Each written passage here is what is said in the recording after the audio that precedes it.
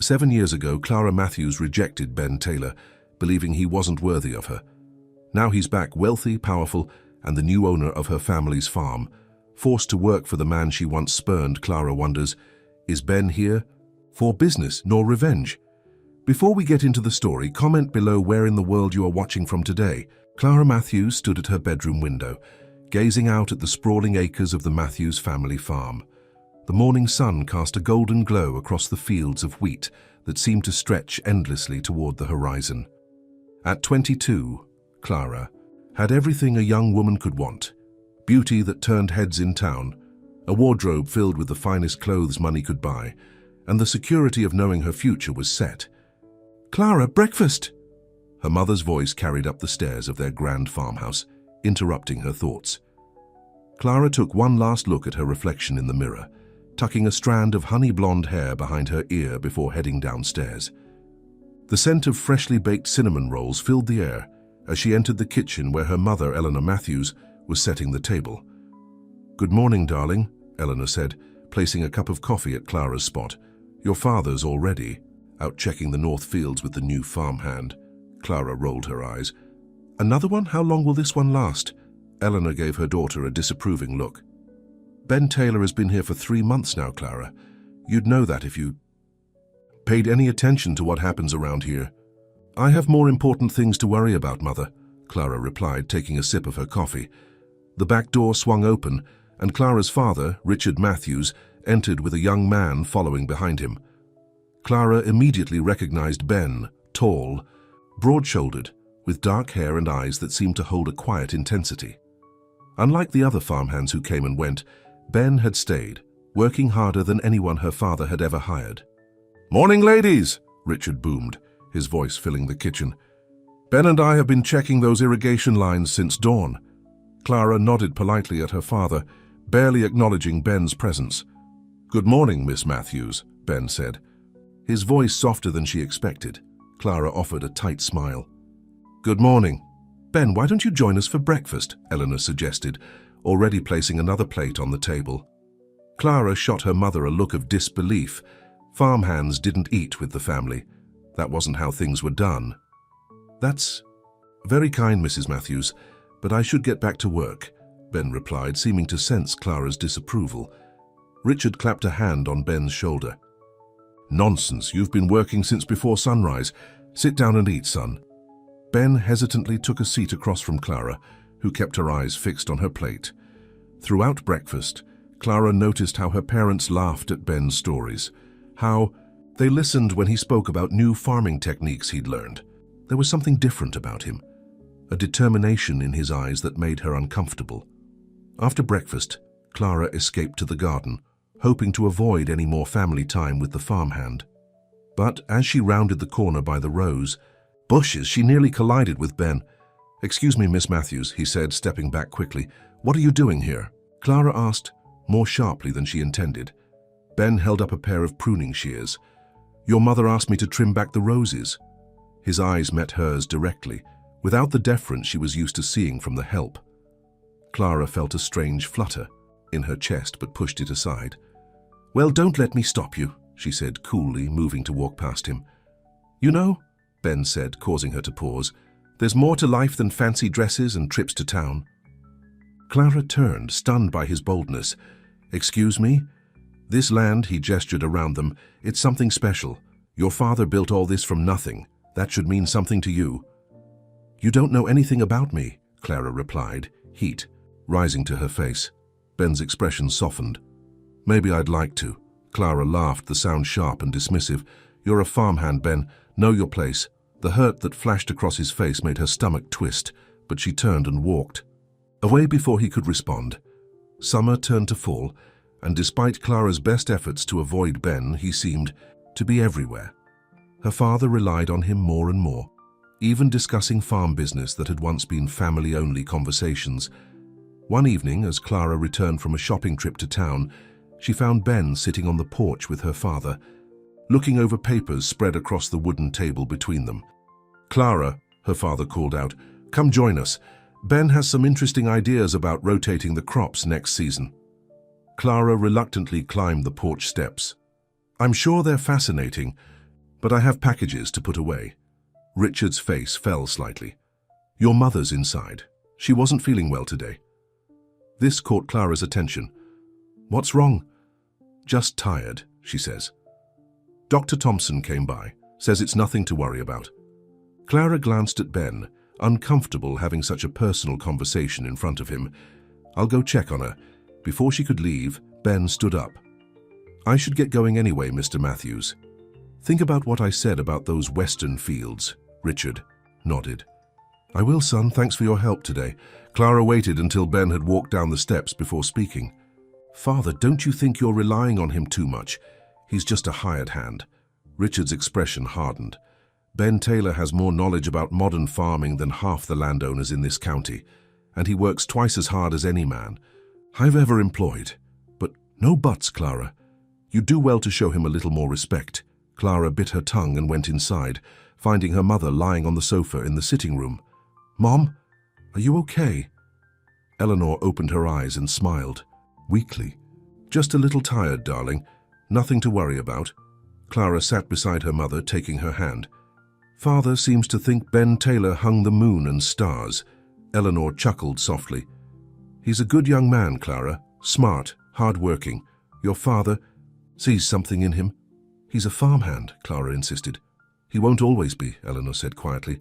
That boy has dreams bigger than this town. Clara changed the subject, telling her mother about the new dress she'd bought in town. But her mind kept drifting to Ben and the way he'd looked at her that day in the garden.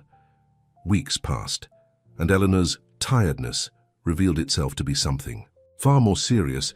Cancer, the doctor finally said, already spreading through her body. The Matthews household grew quiet as Eleanor weakened, spending most days in bed. Clara found herself taking on her mother's responsibilities, managing the household staff and overseeing meals. One evening, as she sat alone on the porch watching the sunset, Ben approached carrying a small bouquet of wildflowers. These are for your mother, he said softly. I picked them from that meadow she always liked. Clara took the flowers, surprised by the gesture.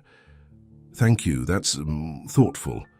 Ben hesitated, then asked, How is she today? The same, Clara replied, her voice catching. The doctor says it's just a matter of time. Ben nodded, and to Clara's surprise, he sat down beside her on the porch swing. I lost my mother when I was 15, he said quietly. It changes you. Clara looked at him, really looked at him for the first time. The setting sun cast a warm glow across his features, highlighting the kindness in his eyes that she'd been too proud to notice before. I'm sorry, she said, meaning it. They sat in silence for a while, watching as the last light faded from the sky. When Ben finally stood to leave, he turned to face her. Clara, he said, using her first name for the first time. I know you think I'm just a farmhand with nothing to offer, but I won't always be. I have plans. What kind of plans? She asked, more curious than condescending. I'm saving every penny I make here. One day I'm going to have my own land, build something that matters. His eyes held hers. And I've been wanting to tell you for a while now. I care about you, Clara. More than I should. Clara stared at him, stunned by his confession. Before she could formulate a response, the screen door opened and the housekeeper called out that her father needed her. I have to go, Clara said, standing quickly. Ben nodded, his expression unreadable in the growing darkness. Think about what I said. That night, Clara lay awake thinking about Ben's words. A part of her, a part she wasn't ready to acknowledge, was drawn to him, to his quiet strength and determination. But another part, the part that had been raised to believe in social standing and family expectations, knew that a future with someone like Ben Taylor wasn't what her parents had planned for her. Eleanor Matthews passed away on a crisp autumn morning, leaving a hole in the family that nothing could fill. In the days following the funeral, Richard threw himself into work, spending long hours in the fields with Ben, while Clara managed the house in a fog of grief. 2 weeks after they laid Eleanor to rest, Ben found Clara in the garden, sitting on the bench beside her mother's beloved roses. Your father's worried about you, he said, keeping a respectful distance. Clara wiped away a stray tear. He has a funny way of showing it. I've barely seen him since the funeral. Grief does strange things to people. Ben took a step closer. He's out there working because he doesn't know what else to do with himself. Clara looked up at him, struck by his insight. And what should I do with myself, Ben, since you seem to have all the answers? Instead of rising to her bait, he sat down beside her. Live, remember her. Find something that makes you feel alive. Like what? Ben was quiet for a moment, then turned to face her fully. Clara, I meant what I said before. I care about you. I think I'm falling in love with you. Clara stared at him, her heart racing. In that moment, with grief still raw and her emotions close to the surface, she almost let herself believe that love could be simple, that she could choose Ben and a life different from the one she'd always imagined. But then reality crashed in. A farmhand with dreams but no money, no connections, no real prospects beyond working someone else's land. What would her mother think? What would people in town say? Ben, she said, her voice steadier than she felt. I'm flattered, but you must. No, it's impossible. His face fell. Because I work for your father. Because we're from different worlds. I'm a Matthews. This farm, this legacy, it's my birthright. She hesitated. I'm what? His voice had an edge now. You're just passing through, she said finally. You said it yourself. You have plans, dreams of your own land. That's not my future. Ben stood, his expression hardening. I see, you're too good for someone like me.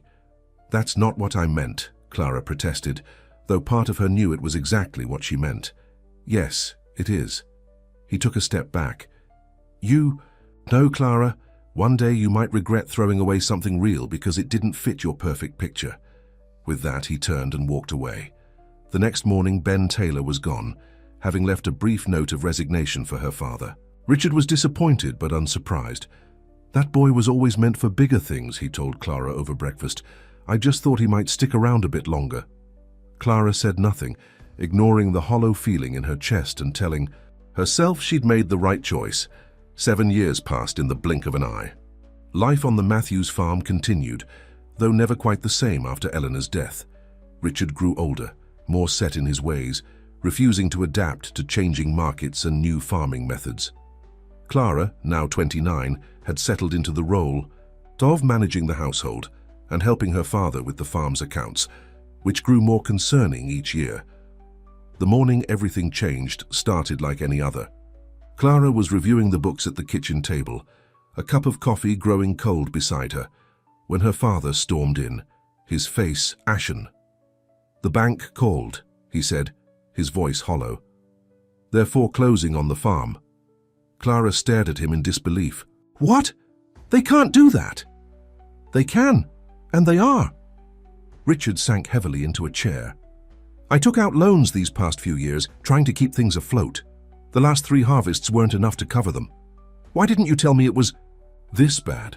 Clara asked, feeling the ground shift beneath her feet. Richard looked away. I thought I could fix it. Your mother always handled the business side of things. I never was good with money. There must be something we can do, Clara insisted, panic rising in her throat. It's too late, Clara. The farm's going up for auction next month. He looked around the kitchen, at the home that had been in his family for generations. We're going to lose everything. The weeks that followed were a blur of meetings with lawyers and bankers, all confirming what Richard had said. The Matthews family farm, with its sprawling fields and grand farmhouse, would be sold to the highest bidder. Clara watched as her father seemed to age years in a matter of days, the proud man she'd known, all her life crumbling under the weight of his failure. On the day of the auction, Clara stood beside her father on the porch of what had been their home for her entire life. People from town had gathered in the front yard, some looking genuinely sorry for the Matthews misfortune, others barely hiding their eagerness to pick over the remains of the once great farm. The auctioneer, a thin man with a booming voice, stood on a makeshift platform. Ladies and gentlemen, we're here today for the auction of the Matthews family farm, including all 500 acres of prime agricultural land, the main house, and all outbuildings. Clara tuned out his words, unable to bear hearing their home described. Like merchandise, she scanned the crowd, recognizing most of the faces, neighbors, business associates of her father's, even a few of her former suitors. But then her gaze landed on a man standing apart from the others, and her heart stopped. Ben Taylor. He looked different, more confident, dressed in an expensive suit that fit his broad shoulders perfectly. Gone was the shy farmhand who had once confessed his love in her mother's garden. This Ben stood tall, surveying the property with the cool assessment of a businessman. Their eyes met across the yard, and Clara felt a jolt of electricity run through her. For a moment she thought she saw something flicker in his expression, recognition, perhaps even sadness. But then it was gone, replaced by a cool detachment that made her stomach twist. The bidding began, and Clara watched in a daze as the price climbed. Several local farmers offered amounts, but they were quickly outbid. Then, just as it seemed the farm would go to Franklin Miller, owner of the neighboring property, a clear voice cut through the crowd. 500,000. The yard fell silent. As all heads turned toward Ben, the auctioneer blinked in surprise. $500,000 from Mr. Taylor. Benjamin Taylor. Whispers erupted among the onlookers. Clara gripped the porch railing, feeling lightheaded. Beside her, her father stiffened. 500,000 going once, the auctioneer called out, looking around for any competing bids. Franklin Miller shook his head, unwilling to go higher. Going twice, sold to Mr. Benjamin Taylor. As the crowd began to disperse, Ben made his way toward the porch where Clara and her father stood frozen in shock. He climbed the steps slowly, his eyes never leaving Clara's face. "Mr. Matthews," he said, extending his hand to Richard. "I'm sorry it came to this." Richard shook his hand weakly. "Ben, you've done well for yourself, I see." Ben nodded. "I have. After I left here, I went west, invested in some land that turned out to have oil. One good decision led to another. And now you own our farm," Clara said, finding her voice at last. Ben turned to her, his expression unreadable. "Yes, I do." "We'll need some time to pack our things," Richard said, his voice heavy with defeat. "Actually," Ben replied, "I have a proposition for you, Mr. Matthews, for both of you." He paused, his gaze lingering on Clara. "You can stay on the property. In fact, I'd like you to continue managing it." Richard frowned in confusion. "As what, your employees?" "As caretakers for now. I have other business interests that keep me busy. The farm needs people who know it." Ben's eyes hardened slightly, as they fixed on Clara. "People who understand its value." Clara felt a chill run down her spine at his words.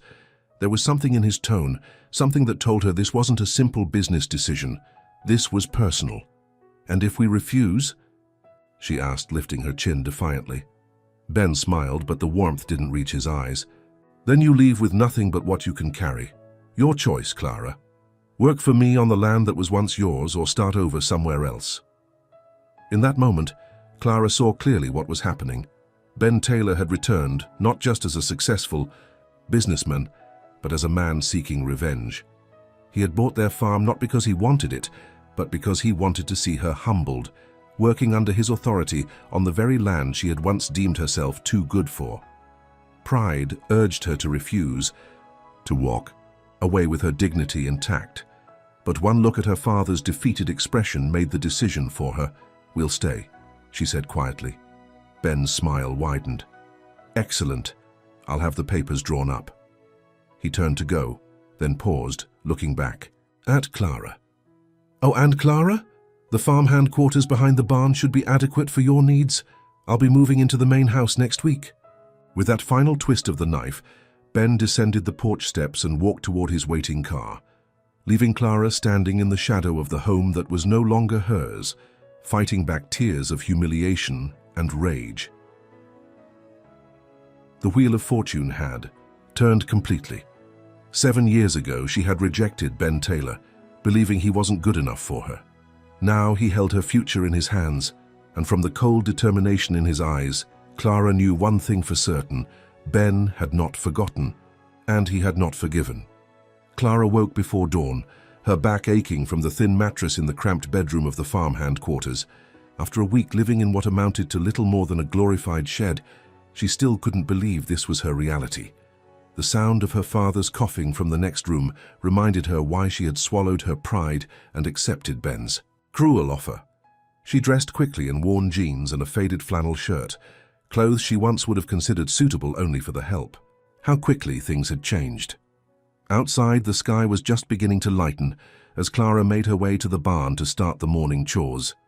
Ben had been clear about her duties. She would help manage the farm workers, oversee the daily operations, and report directly to him. The work itself didn't bother her. She'd grown up on this land and knew it better than anyone. It was the humiliation of doing it under Ben Taylor's watchful eye that made each day almost unbearable. As she entered the barn, Clara was surprised to find Ben already there, examining a new tractor that had been delivered the previous day. "So you're up early," she said, trying to keep her tone neutral. Ben looked up, his expression unreadable. "I've always been an early riser. Some habits don't change, even when circumstances do." The implication wasn't lost on Clara. She was the one whose circumstances had changed, from privileged daughter to hired help. "The men will be arriving soon," she said, changing the subject.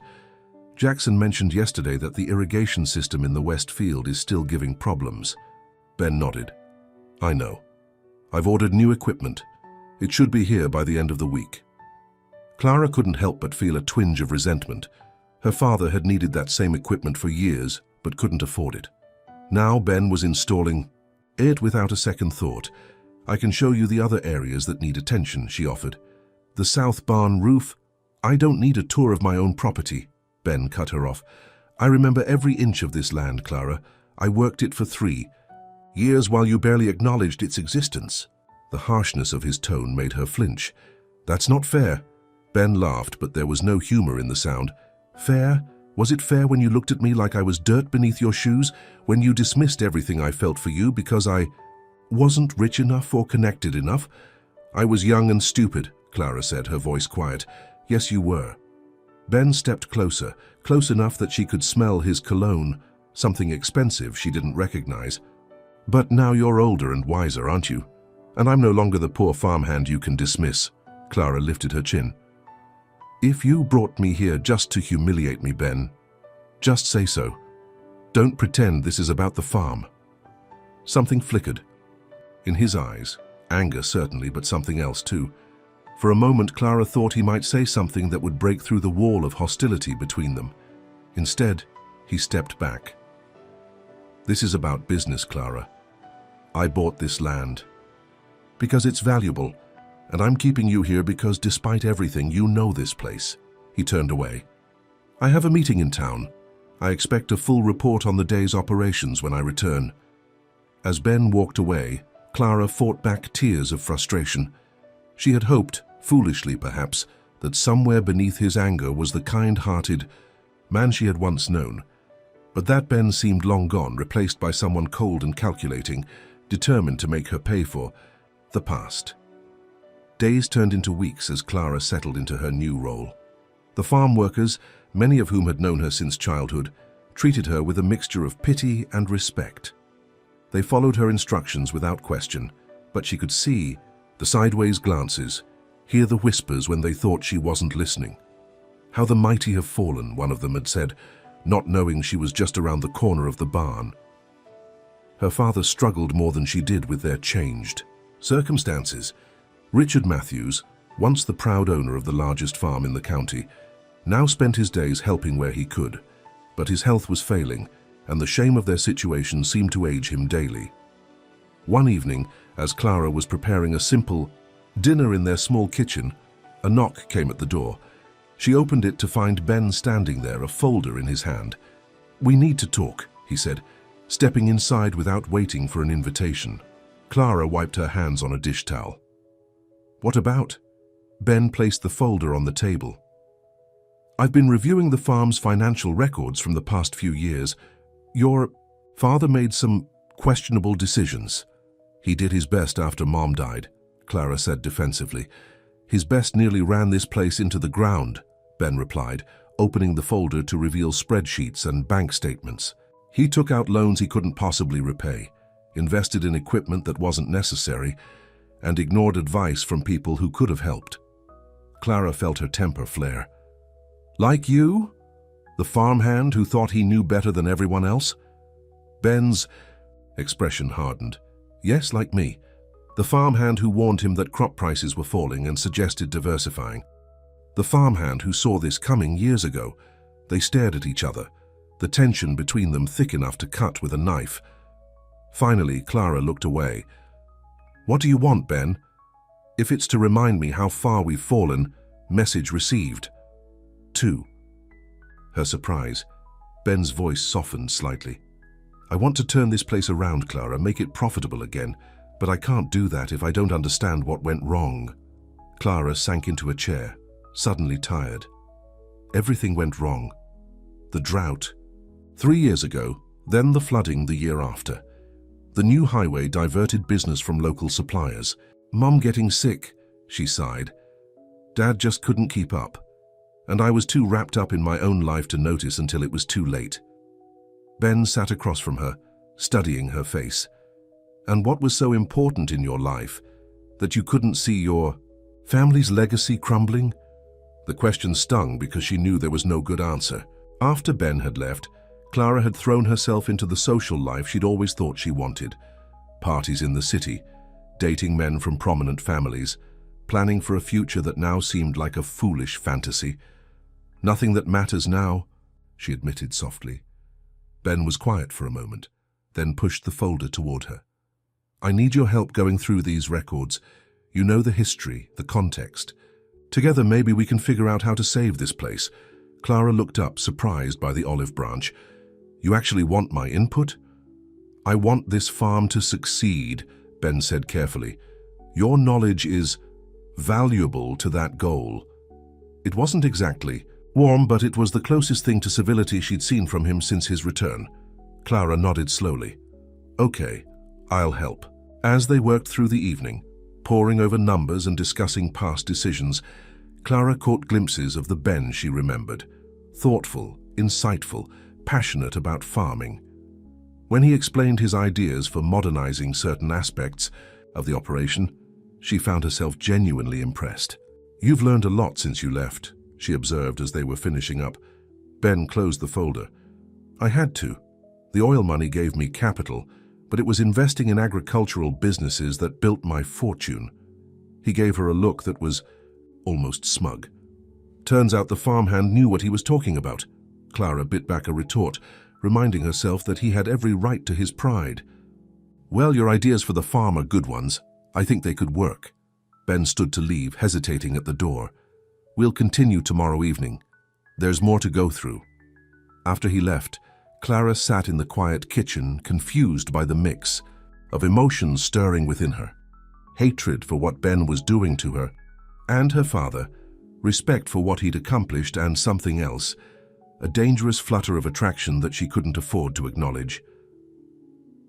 The next morning, Clara found her father sitting on the small porch of their quarters, staring out at the fields where workers were already busy. Dad, shouldn't you be helping Mr. Larson with the equipment check? She asked, sitting beside him. Richard shook his head. Ben told me to take it easy today, said I looked tired. He laughed, bitterly. Pity from the boy who used to beg me for more work. Clara took her father's hand. He's not doing this out of pity, Dad. He values your experience. Does he? Richard looked at her skeptically. Or is he just enjoying watching us scramble for crumbs from our own table? Before Clara could answer, they spotted Ben walking toward them across the yard. He was dressed more casually today, in jeans and a button-down shirt that reminded Clara of his farmhand days, though the quality was clearly much higher. Morning, Ben called as he approached. Beautiful day. Richard nodded stiffly. Clara forced a smile. It is, the workers are already in the West Field. Good, Ben said, then turned to Richard. Mr. Matthews, I was hoping you might join me this morning. I'm meeting with a seed supplier in town and I could use your expertise. Richard blinked in surprise. My expertise? You've been farming this land for 40 years. You know what works and what doesn't, regardless of recent financial decisions. Ben's expression was unreadable. I'd value your input. Clara watched in amazement as her father straightened, some of his old pride returning. I suppose I could do that. Excellent. We'll leave in 20 minutes. Ben turned to Clara. While we're gone, I'd like you to inventory the equipment in the storage shed. Make a list of what needs replacing. Be thorough. After they left, Clara spent the morning in the dusty shed, cataloguing ancient tools and machinery. It was tedious work, but she found herself oddly grateful for the distraction. Being alone gave her time to think, to process the confusing signals Ben was sending. One moment he seemed determined to make her suffer. The next, he was asking for her help, treating her almost like a partner in the farm's future. And now this gesture toward her father. Was it genuine respect or just another move in whatever game he was playing? By late afternoon, Clara had finished the inventory and was heading back to the main house, Ben's house now, to leave the list on his desk. As instructed, as she walked up the familiar driveway, memories flooded back. This had been her home for 29 years. Every corner, every room held pieces of her life, of her family's history. The door was unlocked, so she entered cautiously, calling out to make sure Ben wasn't there. When no answer came, she moved through the front hall, noting the changes Ben had already made. New furniture in the living room, her mother's antique vases replaced with modern art pieces, family photos removed from the mantel. Clara felt a pang of loss as she made her way to what had been her father's study, now Ben's office. As she placed the inventory list on the desk, her eye caught a framed photo partially hidden behind a stack of papers. Curious, she moved the papers aside. Her breath caught. It was a picture of her mother's garden, taken years ago when the roses were in full bloom. Eleanor Matthews stood in the center, smiling broadly, with one arm around a teenage Clara and the other around a much younger Ben, who looked uncomfortable but pleased to be included. Clara remembered the day well. It had been Ben's first month working at the farm, and her mother had insisted on having a small celebration for his birthday. Clara had complained about having to attend a party for the help, but her mother had been firm. "That boy has no family." "Clara," Eleanor had said, "a little kindness costs us nothing." Seeing the photo now preserved and framed on Ben's desk confused Clara. If his sole purpose was revenge, why keep a reminder of her family's past kindness? "Find what you're looking for?" Clara jumped at the sound of Ben's voice from the doorway. She set the photo down quickly. "I was just leaving the inventory you asked for." Ben crossed the room, picking up the frame and looking at it with an expression Clara couldn't quite read. "Your mother was a good woman. She treated me with more kindness than anyone ever had." He set the photo back on the desk. "When I heard she'd passed, I wanted to come back for the funeral, but..." "But what?" Clara asked when he didn't continue. Ben's eyes met hers. "But I knew I wasn't welcome. Not by you." The simple truth of his words hit Clara like a physical blow. She had been so dismissive, so cruel in her rejection of him, not because he wasn't worthy, but because she had been too blind to see his worth. "I'm sorry," she said softly, "for how I treated you back then. You didn't deserve it." Ben's expression flickered with surprise, then shuttered. "It doesn't matter now, doesn't it?" Clara pressed. "Isn't that why we're here like this? You, the owner? Me, working for scraps? Isn't this all about making me pay for hurting you?" Ben turned away, looking out the window at the fields beyond. "This is about business, Clara, nothing more." "I don't believe you," she said, finding courage she didn't know she had. "If it was just business, you would have hired a manager, let Dad and me find somewhere else to go. You wouldn't keep us here, right under your nose." Ben was silent for a long moment. When he finally spoke, his voice was low, controlled. "Maybe I wanted you to see what you threw away, the kind of man I became despite your rejection." "I see it," Clara said quietly. "Everyone sees it. You've made your point, Ben." He turned back to her, his eyes surprisingly vulnerable. "Have I? Because sometimes I wonder if you see me at all, Clara, or if you only see the trappings, the money, the power, the revenge." Before Clara could answer, the sound of tires on gravel interrupted them. Ben moved to the window. "Your father's back with the supplier. You should go." Clara hesitated, feeling as though something important had almost happened between them, some crack in the wall of Ben's resentment. But the moment was gone, and he was once again the cold, distant boss. "The inventory is complete," she said formally. "I've noted what needs immediate replacement." Ben nodded, his business mask firmly back in place. "Thank you. That will be all." As Clara left the house, no Ben's house, she felt more confused than ever. For a brief moment, she had glimpsed the Ben she remembered, the man who had once loved her enough to risk rejection. Was he still in there somewhere, beneath all the hurt and anger? And more disturbingly, why did she find herself hoping that he was? The following weeks brought a rhythm to life on the farm.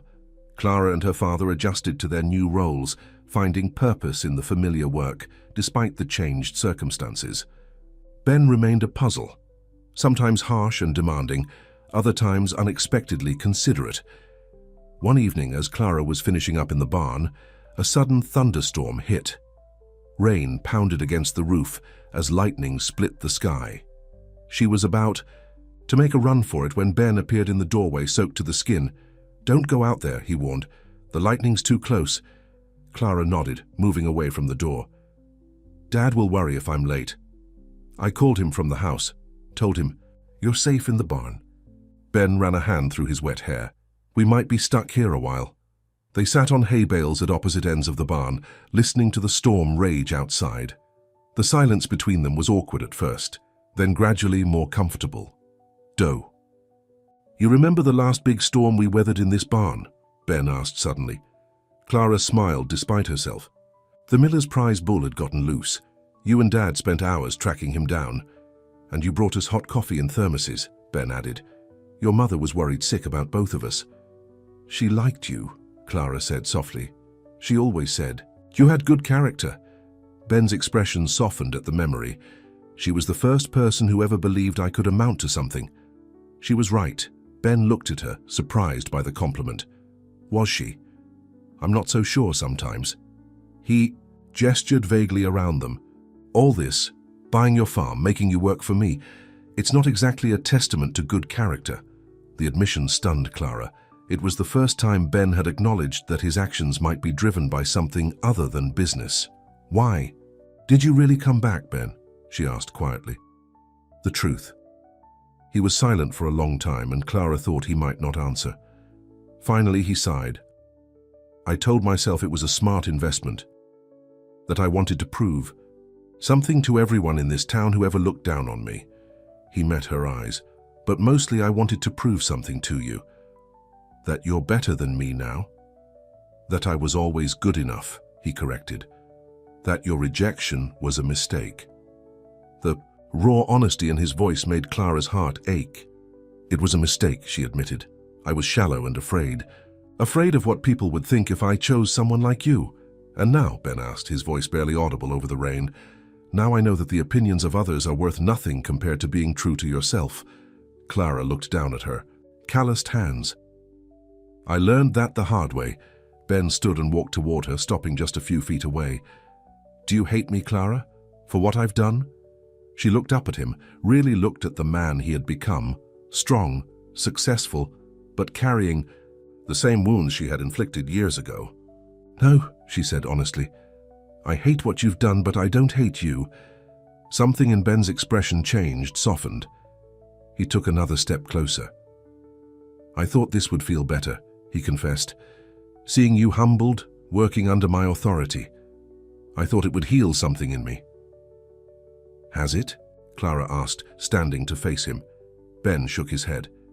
"It just makes me feel worse, like I've become everything I used to despise." The vulnerability in his admission touched something in Clara.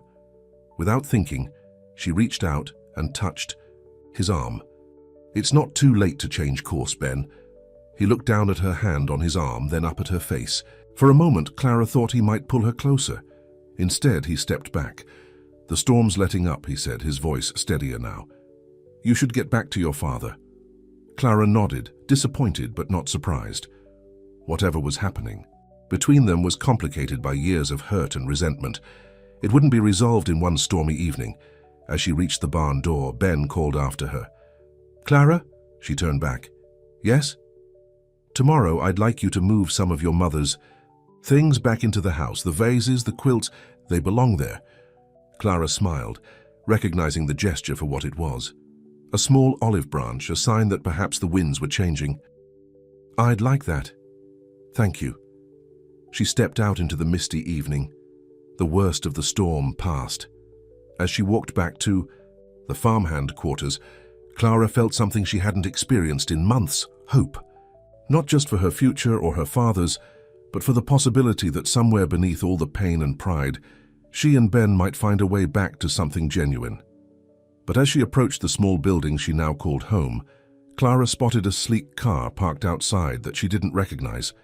A tall, elegantly dressed woman was stepping out, her expensive heels sinking slightly into the wet ground. "Can I help you?" Clara called out. The woman turned, revealing a strikingly beautiful face framed by dark hair. "I'm looking for Ben Taylor. I was told I might find him here." "He's in the barn," Clara replied, a strange uneasiness settling in her stomach. "And you are?" The woman smiled, though it didn't reach her eyes. "Victoria Hartwell, Ben's fiancée." Clara felt as though the ground had dropped out from beneath her feet. "Fiancée?" "Yes," Victoria said, her gaze sweeping over Clara's work clothes with barely disguised disdain. "And you must be the former owner's daughter. Ben's mentioned you. How quaint that you've stayed on to work the land." Before Clara could respond, she spotted Ben walking quickly across the yard toward them, his expression a mixture of surprise and something that looked almost like guilt. "Victoria," he said as he reached them, "I wasn't expecting you until tomorrow." Victoria leaned in to kiss his cheek. "I wrapped up my meetings early and thought I'd surprise you. Aren't you pleased?" Ben glanced at Clara, then back at his apparent fiancée. "Of course. Let's get you out of this damp air and into the house." As Ben led Victoria away, he looked back once at Clara, who stood frozen in place, the fragile hope she'd just begun to feel crumbling as quickly as it had formed. Of course, Ben had a fiancée, someone beautiful, sophisticated, and clearly from his new world. Someone as far from the farm girl he'd once loved as possible. Clara watched them walk toward the main house, arm in arm, and fought back tears that had no right to fall. Whatever she thought might be happening between her and Ben was clearly just another part of his revenge, letting her think there might be a second chance, only to snatch it away. She turned and walked into the farmhand quarters, closing the door on the sight of Ben with another woman. She had survived losing her home, her status, her pride. She would survive this too, even if it meant guarding her heart more carefully than ever before. What Clara didn't see was the way Ben looked back one more time, his expression troubled and conflicted before entering the house with Victoria. She didn't see the way he hesitated on the threshold of what had once been the Matthews family home, caught between the life he'd built to prove his worth and the feelings for Clara that, despite everything, he had never quite managed to extinguish. The morning after Victoria's arrival, Clara threw herself into work with renewed determination. If Ben Taylor wanted to flaunt his perfect fiancée in front of her, she wouldn't give him the satisfaction of seeing how much it hurt. "How you're going to break that rake if you keep at it like that," commented Hank, one of the older farmhands who'd been with the Matthews farm for decades. Clara realized she'd been attacking the ground with unnecessary force, just trying to get the job done. "This have anything to do with Mr. Taylor's city lady?" Hank asked, his weathered face creasing with concern. "Of course not," Clara replied too quickly. "Mr. Taylor's personal life is none of my business." Hank leaned on his own rake. "Sure looked like your business when you two were trapped in the barn during that storm yesterday. Jackson said he saw you talking like old friends." Clara felt her cheeks grow warm. "We were just discussing farm matters, if you say so." Hank shrugged. "But I've worked this land long enough to know when the weather's changing, and I don't just mean the rain." Before Clara could respond, the sound of approaching footsteps made them both turn. Ben was walking toward them, dressed in work clothes despite his fiancée's presence at the farm. "Matthews," he called out, using her last name as he often did when others were present. "I need to speak with you about the North Field rotation." Hank discreetly moved away, leaving Clara alone with Ben. "Your fiancé must be wondering where you are," Clara said, unable to keep the edge from her voice. "Shouldn't you be showing her around her new kingdom?" Ben's jaw tightened. "Victoria's on a conference call. She's here on business as much as pleasure." How romantic. "I didn't realize I owed you explanations about my personal life," Ben replied coldly. Clara stabbed her rake into the ground. "You don't. Just like you didn't think to mention you were engaged when you were—" She trailed off, unsure how to describe their moment in the barn. "When I was what?" Ben challenged. "Nothing, forget it." Clara pulled off her work gloves. "What did you want to discuss about the North Field?" Ben studied her for a moment, then sighed. "That was just an excuse. I wanted to explain about Victoria." "There's nothing to explain. You're a successful businessman with a beautiful, sophisticated fiancée. It makes perfect sense." "It's not what you think," Ben insisted. "Victoria and I— It's complicated." Clara laughed bitterly. "Isn't everything with you?" Before Ben could respond, Victoria appeared at the edge of the field, waving to get his attention. She was impeccably dressed in a designer outfit that looked ridiculously out of place against the backdrop of the farm. "Darling," she called, "the car's here to take us to lunch in town." Ben hesitated. "We'll finish this conversation later," he told Clara, then turned and walked toward Victoria, who slipped her arm through his possessively. Clara watched them go, hating how the sight of them together made her stomach twist with jealousy. She had no right to feel this way. Ben owed her nothing. If anything, she still owed him for the cruelty of her rejection years ago. But as she returned to her work, Clara couldn't shake the feeling that there was more to Ben and Victoria's relationship than met the eye. The way he had said it was complicated, lingered in her mind, along with the memory of his expression when Victoria had appeared unexpectedly. Victoria Hartwell's presence at the farm quickly proved disruptive. She complained about everything: the dust, the animals, the lack of proper amenities. She made no effort to hide her disdain for farm life or for Clara and Richard. "I don't understand why you keep them here," Clara overheard Victoria saying to Ben one evening as they sat on the porch of the main house. "It's morbid, making them work on land they used to own." "They know the farm better than anyone," Ben replied. "It's practical." Victoria laughed. "Please, you could hire professional managers who actually studied agriculture. This is about something else, and we both know it." Clara moved away before she could hear Ben's response, her cheeks burning with humiliation. Victoria was right. Ben's decision to keep them at the farm had never been purely business.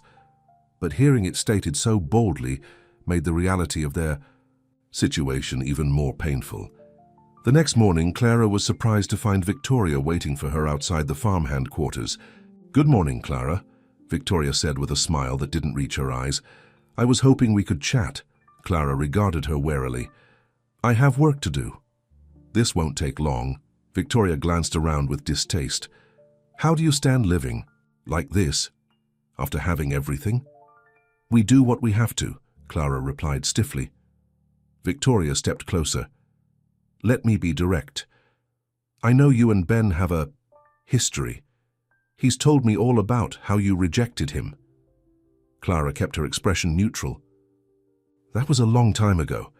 "Not to Ben," Victoria said pointedly. "He bought this farm because of you. His feelings for you, whether love or hate or something in between, they're still there. Surely you must see that." Clara's heart raced, but she fought to keep her voice steady. "If that's true, you should be having this conversation with your fiancé, not me." Victoria laughed softly. "Oh, I have.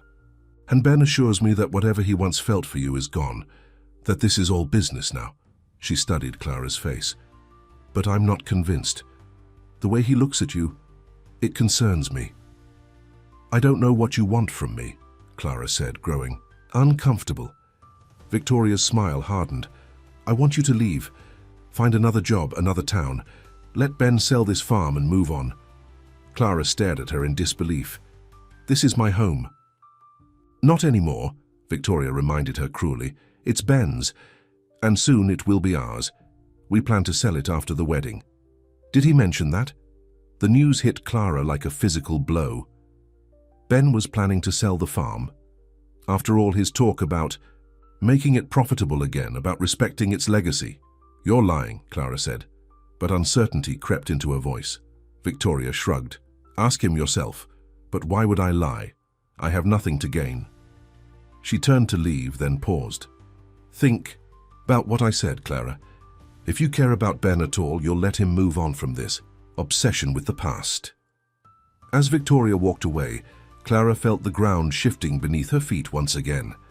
The thought of the farm being sold to strangers, broken up into parcels or developed, made her physically ill. But even worse was the realization that Ben had never intended to restore it, that all his talk about making it profitable again had been just another part of his revenge. She spent the day in a fog of confusion and hurt, avoiding Ben whenever possible. But when evening came, she found herself walking purposefully toward the main house, determined to hear the truth from Ben himself. He answered the door looking tired, his hair slightly tousled, as if he'd been running his hands through it. "Clara," he said, surprised. "What is it?" "Is it true?" she demanded, not bothering with pleasantries. "Are you planning to sell the farm after you get married?" Ben's expression shifted from surprise to anger. "Victoria talked to you. Answer the question." He sighed, stepping back to let her enter. "Come inside. We shouldn't have this conversation on the porch." Clara followed him into the living room, her family's living room, with its new furniture and unfamiliar decor. Ben gestured for her to sit, but she remained standing. "Well?" she pressed. "Victoria and I have discussed selling, yes," Ben admitted, "but nothing's been decided." Clara felt as if she'd been slapped. "So all your talk about restoring the farm, making it successful again, that was just part of your game, making me care about this place all over again only to take it away completely?" "It wasn't a game," Ben insisted. "I meant everything I said about the farm's potential. Then, why sell it?" Ben ran a hand through his hair, confirming her earlier impression. "Victoria has no interest in living here. My other businesses require more of my attention than I anticipated. It might make financial sense to sell." "Financial sense," Clara repeated bitterly. "What about the workers who depend on this place? What about my father, whose health is failing? What about me?" "You'd receive a severance package," Ben said stiffly. "I'm not heartless, Clara," she laughed incredulously. "A severance package? This is my home, Ben. My family built this place, poured their lives into it for generations. And then they lost it," he reminded her harshly. "It's mine now to do with as I please." They stared at each other, the weight of years of hurt and misunderstanding between them. Finally, Clara spoke, her voice quiet but steady. "You know what's ironic? When you came back, I thought you were cruel for making me stay and work here. But now I understand that the real cruelty would be selling this land to strangers who don't love it the way we both do." Something in Ben's expression shifted. "Both?" "Yes, both," Clara affirmed. "You can pretend all you want that this was just an investment for you, but I see how you look at these fields, how you talk about the future of this farm. You love it just as much as I do."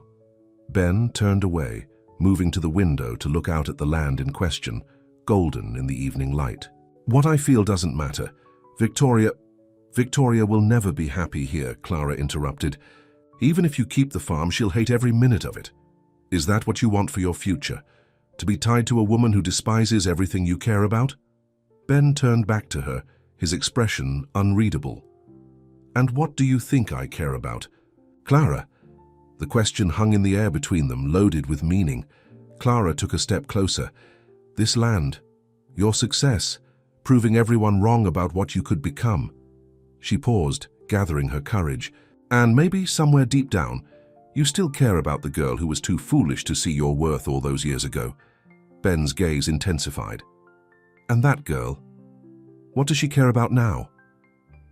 "The same things she always did," Clara admitted softly. "This farm, her family's legacy." She took another step toward him. "And the boy she hurt, who came back as a man she barely recognizes but can't stop thinking about." The air between them seemed to crackle with tension. For a moment, Clara thought Ben might close the distance between them. Instead, he stepped back. "Victoria and I are engaged, Clara.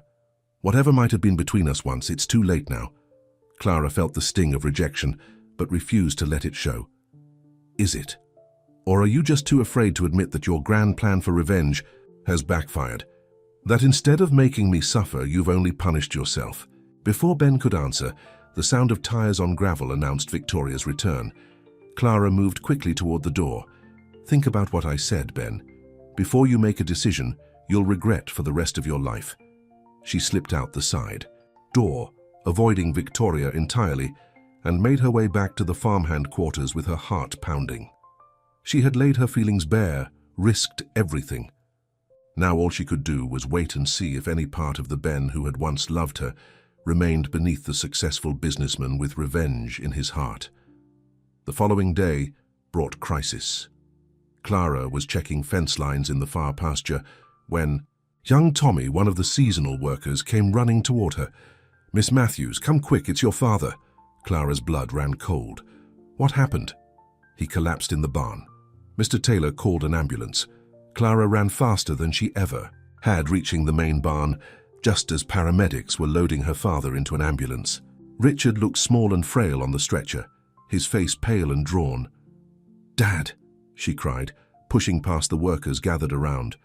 Richard's eyes fluttered open. "Clara, don't worry. I'm right here, Dad. You're going to be fine." A paramedic touched her arm. "Are you his daughter? You can ride with us to the hospital." Clara nodded, climbing into the ambulance beside her father. As the doors were closing, she caught a glimpse of Ben standing nearby, his face etched with concern. Their eyes met briefly before the door shut and the ambulance pulled away. The next few hours passed, in a blur of hospital corridors, doctors' reports and worried waiting. Richard had suffered a heart attack, not severe enough to be immediately life-threatening, but serious enough to require surgery and an extended hospital stay. Clara sat beside his bed after he'd been stabilized, holding his weathered hand in hers. "You gave me quite a scare," she said softly. Richard smiled weakly. "Takes more than a wonky heart to keep me down. The doctors say you need to rest." "No more farm work for a while," Richard frowned. "But the harvest will happen without you," Clara insisted. "Your only job now is to get better." Her father's expression grew serious. "Clara, if anything happens to me—" "Don't talk like that," she interrupted. "Let me finish. If anything happens, I want you to know I'm proud of you. The way you've handled everything, losing the farm, working for Ben, you've shown more strength than I ever had." Clara felt tears prick her eyes. "I learned it from you and Mom." A soft knock on the door interrupted them. To Clara's surprise, Ben stood in the doorway. "May I come in?" he asked hesitantly. Richard nodded and Ben entered, carrying a small gift bag. "These are from everyone at the farm," he said, placing the bag on the bedside table. "Get well cards." "Mostly. And Hank sent his special remedy, though the doctors might not approve." Richard chuckled. "Hank's moonshine could raise the dead." An awkward silence fell, broken when Richard yawned widely. "You should rest, Dad," Clara said, standing. "I'll be back first thing tomorrow." "You both go," Richard insisted. "There's nothing you can do sitting here watching me sleep." Clara reluctantly agreed, kissing her father's forehead before leaving with Ben. They walked silently through the hospital corridors and out to the parking lot where Ben's expensive car waited. "I can give you a ride back to the farm," he offered. Clara nodded. "Thank you." The drive was quiet at first, both of them lost in their own thoughts. Finally, Ben spoke. "He's going to be okay, Clara." The doctors seemed confident. "This time," she said softly. "But the stress of everything, losing the farm, our new situation, it's been hard on him." Ben's hands tightened on the steering wheel. "I never meant for this to happen, for him to get hurt." "Didn't you?" Clara asked, too emotionally drained to filter her words. "Isn't that exactly what you wanted when you came back? To hurt us both?" Ben pulled the car over to the side of the road and turned to face her. "I wanted to hurt you, Clara. Not your father. Never him." Clara stared out the window at the darkening countryside. "It doesn't work that way, Ben. You can't hurt one person without hurting everyone who loves them." She turned back to him. "Just like you can't fake feelings for someone like Victoria without hurting yourself."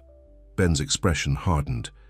"You don't know anything about my relationship with Victoria. I know she wants you to sell the farm," Clara countered. "I know she hates everything about this place, the place you once loved enough to work from dawn till dusk for barely any pay." "People change," Ben said grimly. Yes, they do. I've changed. I'm not the shallow, spoiled girl who broke your heart anymore. Clara held his gaze. But have you really changed that much, Ben? Is revenge worth sacrificing everything you once cared about? Before he could answer, his phone rang. He glanced at the screen, then back at Clara. It's Victoria. Of course it is, Clara said tiredly. You should answer it. Ben hesitated, then put the phone back in his pocket without answering. She can wait. The simple act, choosing to continue their conversation rather than answer his fiancée's call, felt significant in a way Clara couldn't quite articulate. My father needs peace and stability right now, she said. If you're going to sell the farm, at least wait until he's recovered. Please. Ben was quiet for a long moment, then nodded. I won't make any decisions about the farm until your father is well. You have my word. Thank you, Clara said softly. Ben started the car again, pulling back onto the road. For what it's worth, I'm sorry about your father. He was always good. To me, even when... He trailed off. Even when I wasn't, Clara finished for him. The rest of the drive passed in silence, but it was a different kind of silence than before, less hostile, more thoughtful. When they reached the farm, Ben parked near the farmhand quarters rather than dropping her at the end of the driveway as he normally would have. Will you be okay? He asked as she gathered her purse to leave. Clara nodded. I've had a lot of practice being okay lately. Ben frowned. That's not what I asked. Clara sighed, suddenly too tired to maintain her defenses. I'm worried about my dad. I'm worried about what will happen to us if the farm is sold. I'm worried about a lot of things, Ben. Without thinking, Ben reached out and took her hand. The touch was so unexpected, so gentle, that Clara felt tears spring to her eyes.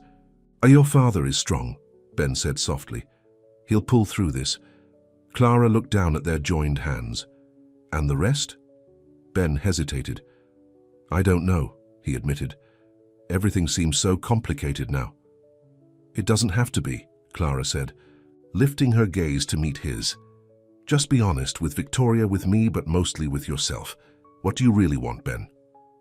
He stared at her for a long moment, something powerful and unspoken passing between them.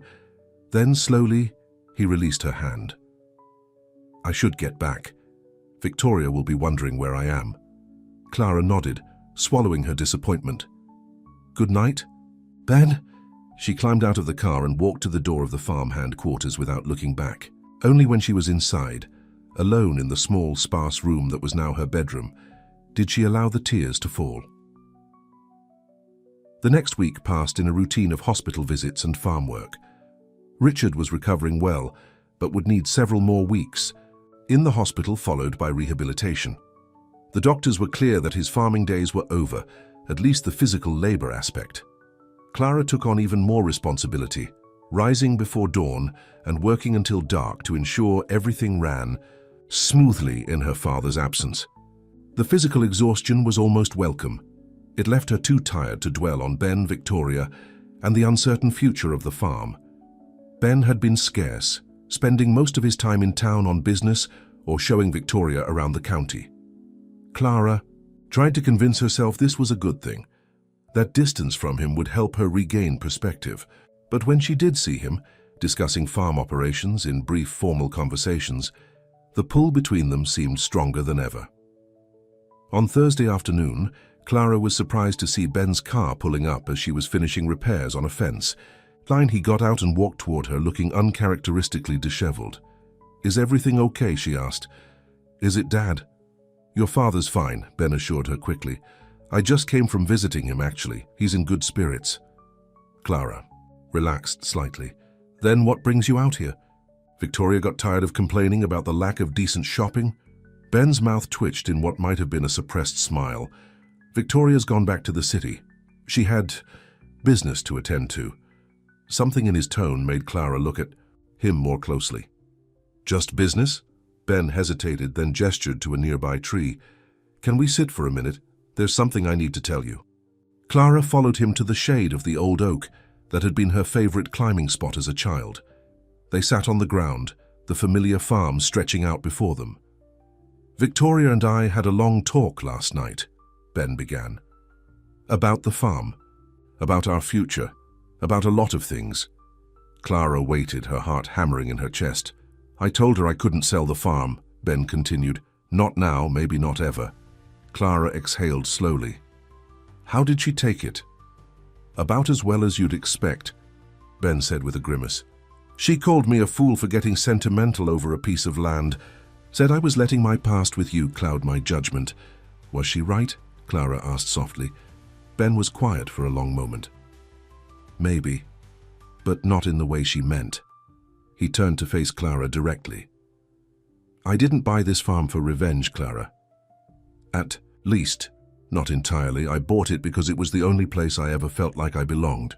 The only place that ever felt like home. The simple confession broke something open between them. Clara reached out, touching his hand hesitantly. It can be your home again, Ben.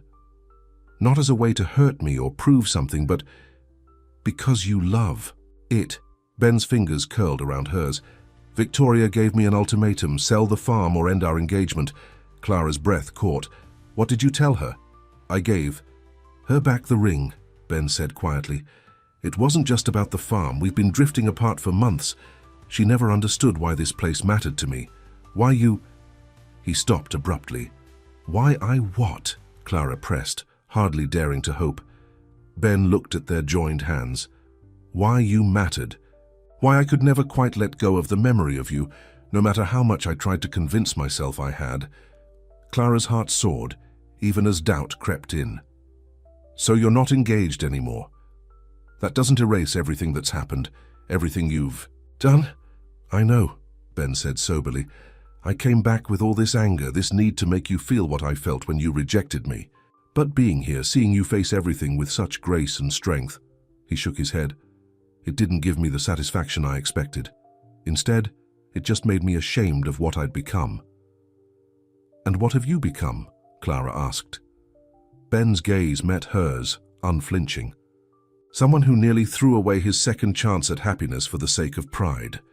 The words hung in the air between them, full of promise and possibility. Clara felt tears gathering in her eyes. I don't know if we can go back, Ben. Too much has happened. I don't want to go back, he said, surprising her. The people we were then, they were just kids with no real understanding of what matters. I want to go forward, Clara. With you, if you'll give us another chance. Clara looked out over the rolling fields of the farm, her family's legacy, now Ben's property. What would that even look like? I work for you. You own my family's home?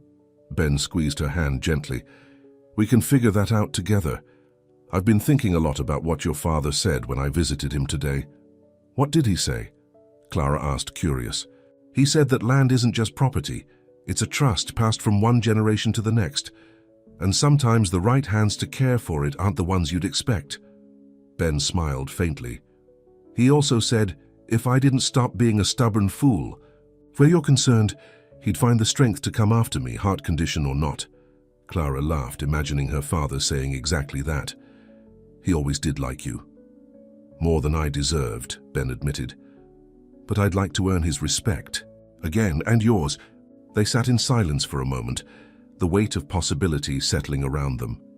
Finally, Clara spoke. I can't promise anything, Ben. Not yet. There's too much history between us. I understand, he said, though disappointment flickered in his eyes. I'm not asking for promises, just a chance to show you who I really am now, not the angry man who came back for revenge, but the man who never stopped caring about this land. Or about you. Clara studied his face. The same strong features she remembered from years ago, now matured and weathered by experience. The anger that had hardened his expression when he first returned was gone, replaced by something that looked remarkably like hope. Okay, she said finally, a chance for both of us to figure out who we are now and what we might be to each other. Ben's smile, genuine, warm, reminding her of the boy she'd once known, made her heart skip. That's all I'm asking for. As they sat together under the ancient oak, watching the sun begin its descent over the fields they both loved, Clara felt something shift inside her, a knot of resentment and hurt beginning to loosen, making space for something new to grow. Whether that something was forgiveness, friendship, or even love remained to be seen. But for the first time since Ben had returned, Clara found herself looking toward the future with something like hope. What neither of them noticed was the sleek car pulling up the farm's driveway in the distance. Victoria's car.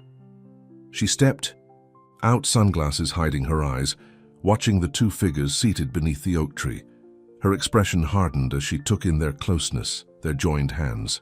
She'd come back to make one last appeal, to convince Ben he was making a mistake. But seeing him with Clara, looking more at peace than he had in all the months of their engagement, told Victoria everything she needed to know. She slipped back into her car without approaching them, a plan already forming in her mind. If Ben thought he could simply end their engagement and play house with his farm girl, he was sorely mistaken. Victoria Hartwell wasn't a woman who accepted defeat gracefully, and she had resources, financial and otherwise, that could make life very difficult for both Ben and Clara. As she drove away, Victoria pulled out her phone and made a call. "It's me," she said when the other party answered. "I need you to find out everything you can about the Matthews family farm, especially any irregularities in the way Ben Taylor acquired it. Yes, I think we may have found our leverage." Back under the oak tree, oblivious to the threat on the horizon, Ben and Clara continued their tentative steps toward reconciliation, unaware that their newfound hope was about to be severely tested.